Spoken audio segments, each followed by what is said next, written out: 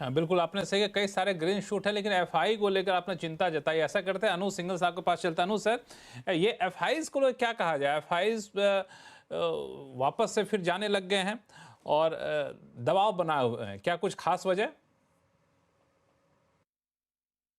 नहीं लक्ष्मण जी, देखिए एफआईआई के पास ऑप्शंस काफ़ी होते हैं। हम जब बात करते हैं मार्केट की तो हम सिर्फ भारत की मार्केट की बात करते हैं। एफआईआई के लिए भारत की मार्केट एक स्टॉक है। एक पूरी दुनिया में खूब सारे स्टॉक ट्रेड कर रहे हैं, उनमें से इंडिया एक स्टॉक है उनके लिए। तो उसमें अगर उनको कहीं और मोमेंटम अच्छा मिल रहा है तो वहाँ पर पैसा लगाते हैं। जैसे फॉर एग्जांपल क्रिप्टो करेंसीज में काफ़ी मोमेंटम था तो क्रिप्टो में पैसा गया। गोल्ड में काफ़ी मोमेंटम था, गोल्ड में पैसा गया। यूएस टेक में काफ़ी मोमेंटम था, वहाँ पैसा गया। बीच में चाइना में मैसिव मोमेंटम था, चाइना में पैसा गया।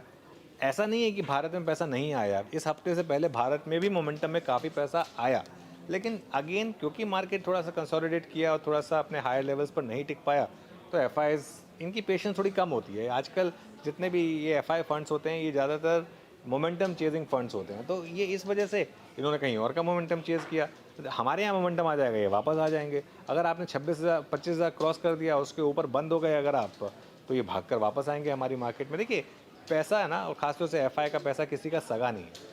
वो ना आपसे प्यार करता है ना आपसे नफरत करता है, वो सिर्फ रिटर्न देखता है। उसे जहाँ रिटर्न दिखाई देता है वो वहाँ जाता है। इस समय भारत में रिटर्न नहीं दिख रहा तो भारत में नहीं आ रहा, अगले हफ्ते या एक हफ्ते बाद भारत में रिटर्न दिखने लगेगा, भारत में आ जाएंगे।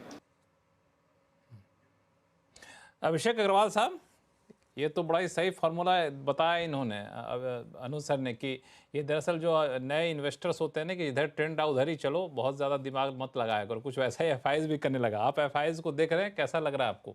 ये अभी भी ऐसे ही दूरी बना कर रखेंगे इनको और दूसरा मार्केट ज़्यादा अच्छा लगने लग रहा है?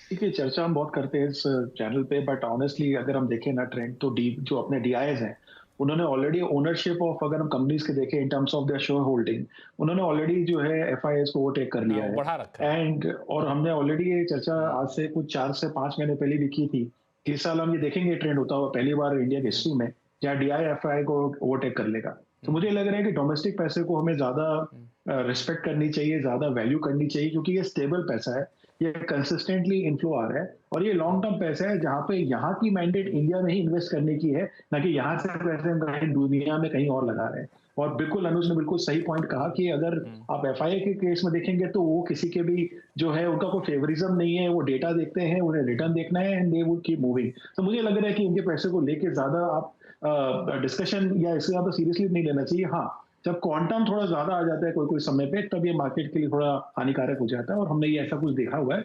बट इन्हीं के भरोसे मार्केट हमारा आगे चलना है, ये आंसर नो है और ये ऑलरेडी काफी हद तक कोविड के बाद प्रूव हो चुका है। सो ये यहाँ पे रेस्ट होता है पॉइंट। और दूसरी बात है कि ऑफकोर्स जो कंसर्न है कि अभी तक 25,000 की निफ्टी अभी तक क्रॉस हुई नहीं है, उसमें यही पॉइंट आ रहा है जो कि पैनलिस्ट भी यहाँ डिस्कस कर रहे हैं कि कहीं ना कहीं ऊपर से सेलिंग आ रही है। मैं एक डेटा शायद देख रहा था कि ये फॉरेन पोर्टफोलियो मैनेजर जो है उनकी करीबन करीबन $2 बिलियन की निफ्टी इंडेक्स शॉर्ट है। तो अगर वहां पे हम देखेंगे कि एक बार आरबीआई ने रेट कट किया, एक बार आपने 25,000 निफ्टी को ब्रीच होते हुए देखा, तो मैं बहुत ही ज्यादा पॉजिटिव हूँ कि एक शॉर्ट अनवाइंडिंग आएगी और मार्केट एकाएक आप देखोगे कि बहुत बड़ा जंप मारेगा। बट ये सारे थ्योरेटिकल है, ऑफ कोर्स ये इतना इजी नहीं है क्योंकि हमने लास्ट 2 महीने से देखा है कि निफ्टी एकदम रेंज बाउंड हो रखी है और 25,000 निफ्टी अभी तक ये क्रॉस नहीं हो पा रही है। सो ये मेरे हिसाब से एक वॉच लिस्ट है कि ये अगर हम देख रहे हैं तो एक हम वहां पे एक रिवर्सल या एक स्ट्रॉन्ग अप ट्रेंड देखने को हमें मिल सकता है अगर हम इस तरह की कोई चीजों को अनफोल्ड होते हुए आने वाले समय में देखें। यहाँ पे लेकिन एक चीज़ जो आपने कही और इससे पहले हमारे दूसरे पैनलिस्ट ने भी कहा कि डीआईज जो है सो उसकी होल्डिंग समय समय पे बढ़ जाती है एफआईज के मुकाबले।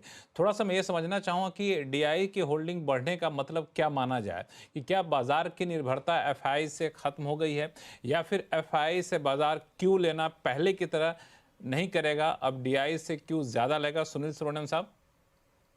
देखिए, ये ना हम एफआईआई और डीआई को एक व्यक्ति की तरह ट्रीट कर रहे हैं, वो पहली गलती है।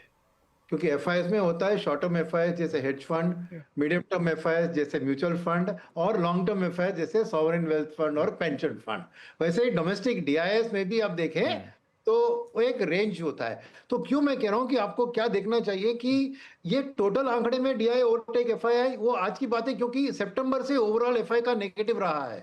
जब एफआईएस वापस आएंगे तो ये डीआई का टोटल को आसानी से कवर कर देंगे। आज माहौल इंटरनेशनली ठीक नहीं है, इसलिए आज डीआईएस और डीआईएस की फ्लोस कंसिस्टेंट रही है।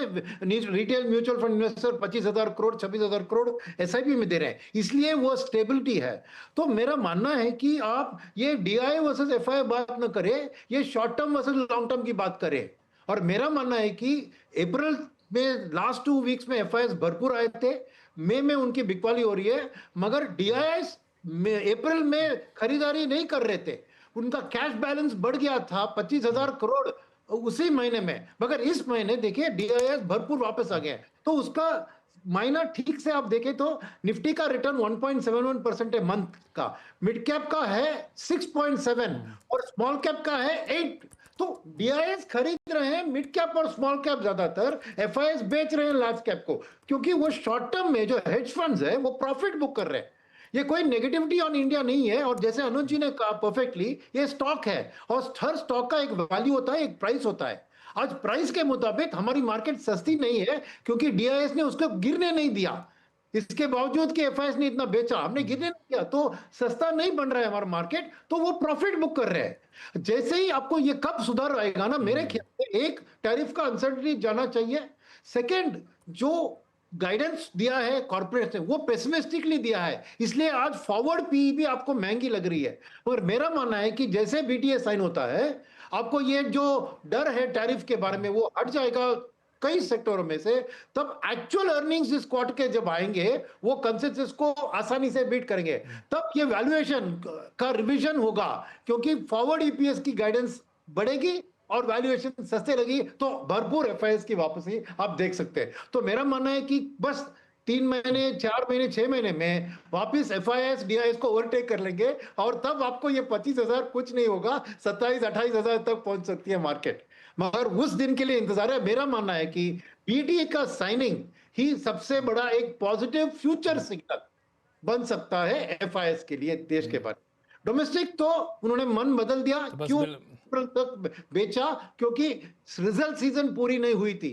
अब रिजल्ट सीजन पूरी होगी तो उनको क्लैरिटी है कि कौन सी स्टॉक खरीदे, इसलिए इस महीने उन्होंने अपना एक्सेस कैश को डिप्लॉय किया है। बिल्कुल, रियल सेल्स आने के बाद थोड़ी सी क्लैरिटी यहाँ पे आ गई है, लेकिन चूंकि आपने कहा कि अभी एक बीटीए हो जाए तो ये जो रिस्क फैक्टर है वो थोड़ा सा कम होता हुआ दिखेगा। अनु सिंघल सर, इसके अलावा